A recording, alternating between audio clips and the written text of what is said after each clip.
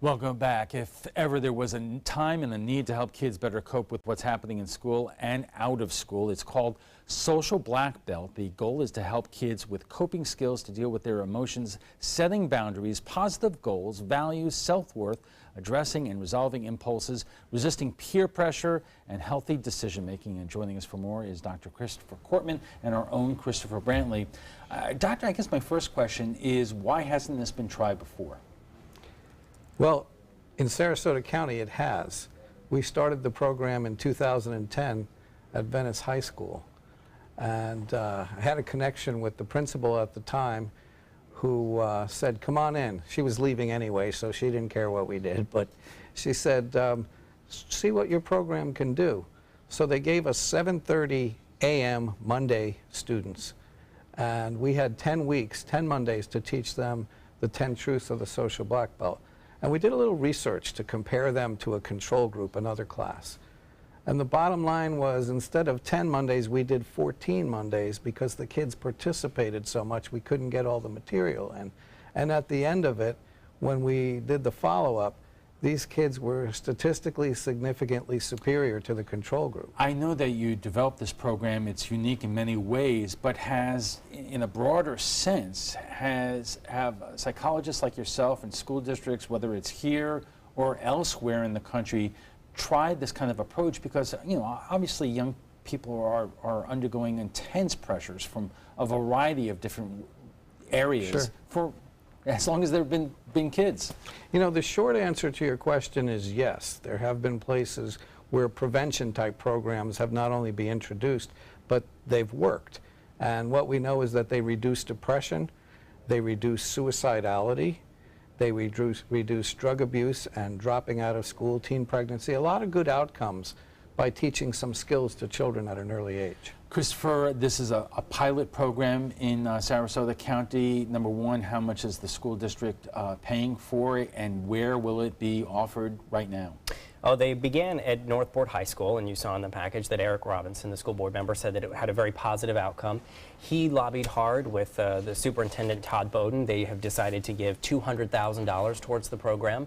And basically for any of the schools within the district that want to pick it up, as we said at the end of the story. The principals will be pitched at the program next week, and they can decide. Now, obviously $200,000 is a nice chunk of change at a time when, you know, school budgets are under a great deal of pressure. So even if this is successful, do you glean that there is an attitude amongst the school board that they're willing to support it in the future? It seems so. It seems that it has gotten quite a bit of support, and I imagine that the more principals that pick it up and say, hey, this has been very successful, the school district's probably going to say, okay, what's the dollar amount that we put behind deciding to help these students? If the program really does reduce stress, reduce depression, reduce, as he said, suicidality, if it really does those things, can they put a price tag on it? Well, doctor, let me ask you this. If you are reducing those kind of results, is it possible that in the bigger picture you're saving the school district money? Because I would imagine that would you know, lessen the number of out-of-school suspensions or interventions that may cost taxpayers more in the long run. You know, the obvious answer to that is yes, a good prevention program will ultimately save money. If we just look at last year, when we introduced it to the Triad School in Sarasota, and as you may know, that's a school for second chance students. By definition, they've been kicked out of another school before they attend the Triad. Just introducing the social black belt near the end of the year, according to the program director, completely changed the culture of the school. That instead of a competitive bullying atmosphere, the kids were starting to work together and to help each other and understand, wow, you have real issues at home and so do I, and perhaps we can help each other rather than compete. All right, we are just getting warmed up. We'll have much more on the new Social Black Belt program right after we check the first alert weather, so stay with us. Welcome back. It's called the Social Black Belt. It's a pilot program in Sarasota County that aims to help kids cope better with the stresses and strains of life in and out of school. And joining us for more is Dr. Christopher Cortman and our own Christopher Brantley. Boy, you know, Doctor, when I first heard about this program, I thought there was some kind of martial arts component Sure. to it. Here's the question. in our school system, we are dealing with a lot of kids from different socioeconomic backgrounds with different problems and different needs. How can one program address all these kinds of issues? Well, it's an excellent question.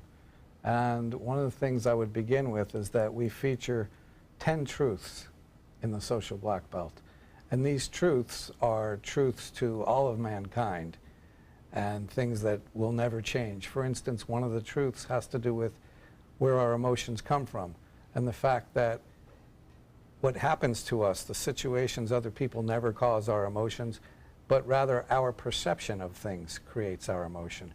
And so whether you have kids in one economic or socioeconomic school or another one, every one of the children has to learn to understand where their emotions come from, how they create them, and most importantly, what they can do to think and perceive the world in healthy ways. The research that we have done suggests that it does work in a variety of different schools because we were in lower socioeconomic schools, and the research came out very positive. The researcher at USF, the biostats department, concluded when I asked her for an elevator pitch, she said, "Here's your elevator pitch. The kids taking your program do 50% better than the control group." But some of these kids are, have different problems at home. Some of them, because of their economic situation, nutrition may be an issue. Sure. There is a lot of drug abuse, alcohol abuse out there. There are a lot of inner family problems, and some of these things I would imagine. My wife used to be a substitute teacher. She saw the whole thing. Sure. And I would imagine that it's really tough to get through to all the kids who must go through this program. It's always tough to get through to all of the kids. And the program does not take the place of feeding children, for instance, or housing or clothing children. But it gives them life skills so that they're prepared to deal with what's going to happen to all of us. Christopher, you have talked to some of these kids. You know some kids who went through this program. What did they tell you? Generally, it's a positive outcome. I mean, it's kind of hard to argue with a program that teaches you, how to handle your emotions and how to, rather than getting angry and bursting out, how to, take a second, breathe, and kind of look inward. Not to do, an elevator pitch myself, but it seems from what I've heard and from the people I know who've been through it that it is overarching a positive and helpful program. So what is the time frame in terms of bringing this into the schools that are currently on the list, and how long will it take for us to know whether this is a program that should go district-wide and whether there will be funding for that? Well, again, excellent question. So we'll begin with, we're hoping to start imminently. I have heard from 4 different schools already to say sign us up. And Which schools? well, Sarasota High School, Pineview, Triad, Laurel Nokomis Elementary. Actually, a 5th school I heard from my wife, the program director, about Philippi Elementary. Right. And how long will this program last in terms of this trial period? And when would you hope to know that this is something that could be expanded even bigger than that? Well, we want to implement it immediately. In fact, we're having a competition by the beginning of the year where some students who win the competition will be flown up to Washington, D.C. because there's an awareness for the social black belt happening on January 10th on Capitol Hill. And you've also gotten some congressional support as well. Exactly, yeah. Christopher, you were there when the school board was debating this, and was there any pushback from any elements on the school board in terms of this program now and how much it costs?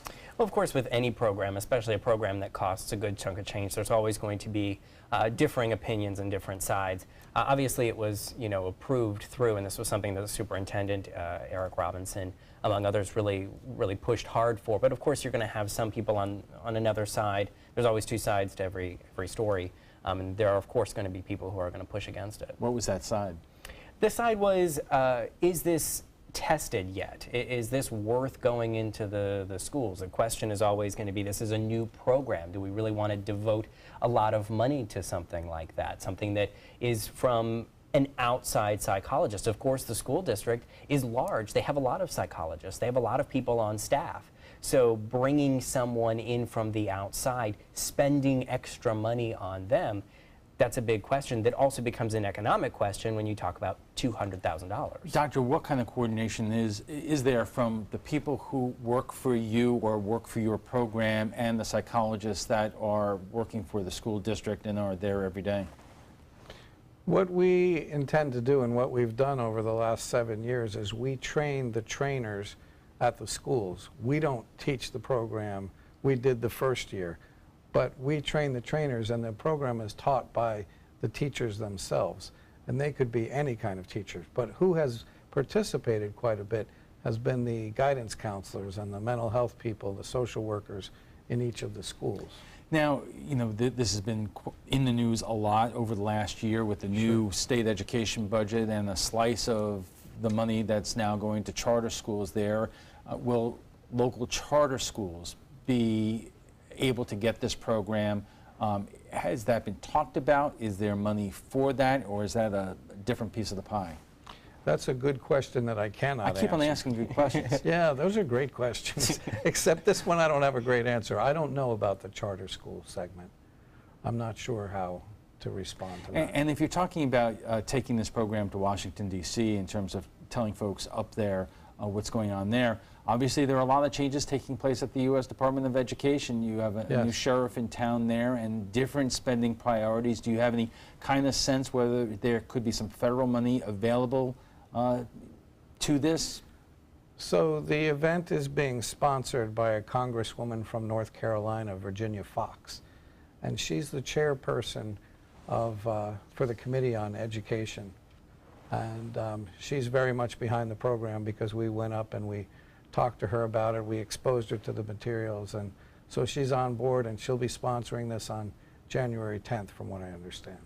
And Christopher, in terms of the school board and their monitoring the results here, what can you tell us in terms of how much the school board wants regular reports in terms of how things are proceeding along? This is something they're going to be keeping a close eye on. Again, talk about the amount of money that they've put into this. The superintendent, Todd Bowden, feels very strongly about it. He really wanted this, so I imagine he's going to be keeping a very close eye on this as well. And there are going to be factions, I imagine, of the school board themselves, the members who are going to want to know. Eric Robinson has been to the schools to see it himself. I know there are a couple of others. I don't want to say for certain because I haven't spoken to all the others individually about that specific question, but I imagine they're all going to be keeping a close eye on it. Okay, we have to take a quick break, but we'll be back for final thoughts when we return. We're talking about the Social Black Belt program. Our guest joining us right now for final thoughts. So, Christopher, where does this stand with the school board in terms of what are they expecting and what are they expecting to see in terms of results over how long of a period of time? Well, they're going to expect a good outcome from this. They're going to want to know from students that this has had a positive impact on their life. They're going to want to know from guidance counselors, from teachers, from principals, and individual schools who have participated. Has this been worth the amount of time that they've spent into it? And again, it's going to be, is this worth the $200,000 that the school board has put into this? Should they re-up that next year? So, Doctor, I want you to talk to two different kinds of parents out there. One who, you know, they watch this show and they think that any spending is wasteful spending. The others who are saying they're hoping that this program can make its way to their kids, and they may not be in their school yet. Okay, we'll begin with the first group, the skeptical group. I'm going to tell you about two different groups of kids that I've had exposure to recently, and I won't tell you where they're from, but fairly well-to-do, high socioeconomic, a group of 14-year-old girls, and 15 of those girls admitted in a social black belt class that they are into self-mutilation. They're cutting themselves. And if you know anything about that, that's a way to deal with painful emotions without having any skills to do that. The second story I want to tell you is being in a gifted class this past week, actually 10 gifted classes I had a chance to teach. And in every single class, all of these brilliant children, when asked about their anxiety level being high or off the chart, the vast majority endorsed that. Their anxiety levels literally sucking the joy out of their childhoods because they feel so much pressure, and they don't have the skills to deal with their emotions. If we have a chance to be in the schools, we're going to help kids understand how they create their emotions and what they could do to feel better about themselves, how to understand their behaviors, how to grieve losses, how to deal with difficult people, all kinds of social skills. Okay. And that's what we want them to learn at an early age. Thank you. We have to leave it there. FYI, you can watch past discussions. They're on demand. They're available on Apple TV, Amazon Fire, and Roku. We want to thank our guests for being here tonight, Dr. Christopher Cortman and our own Christopher Brantley.